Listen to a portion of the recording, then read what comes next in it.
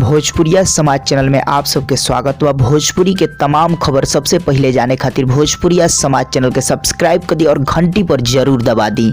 जय भोजपुरिया समाज। जी हाँ भैया, अभी के रिपोर्ट में आप सबके बीच पावर स्टार पवन सिंह के सुपर हिट गाना राजस्थानी घाघरा से जुड़ल बहुत ही लेटेस्ट अपडेट लेके आई भाई। जी हाँ भैया, आप सबको बता दी रिलीज होते मात्र 1 घंटा में पूरा तरह से धूम मचा दिल, तहलका मचा दिल। जी हाँ भैया, धांसू परफॉर्मेंस मचैले बा मात्र 1 घंटा में। जी हाँ भैया, रिलीज होते ही पूरा तरह से तहलका मचा दिल। चलिए विस्तार तौर पर हम आप सबके बीच बताओ बनी वीडियो में। सबसे पहले जान ली कि ये गाना गए बने पवन सिंह और प्रियंका सिंह। ये गाना के लिखले बने अखिलेश कश्यप जी।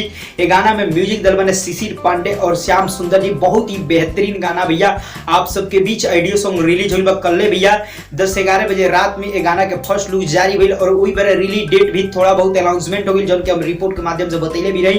तो जी अब फाइनली आज सुबह 6:45 पे ये गाना रिलीज हो गई। जी हाँ भैया, आदिशक्ति फिल्म्स। जी हाँ भैया, आदिशक्ति फिल्म्स यूट्यूब चैनल के माध्यम से और रिलीज होते भैया ये ऑडियो सॉन्ग इंग परफॉर्मेंस यानी धूम मचिले सकी पूछी मत।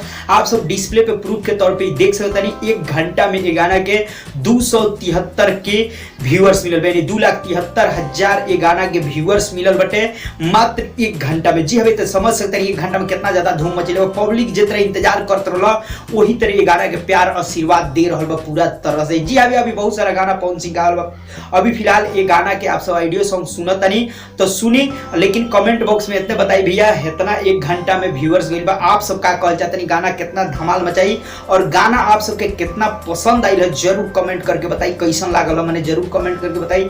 चलते चलते वीडियो के लाइक करिए और ज्यादा से ज्यादा शेयर करिए वीडियो के।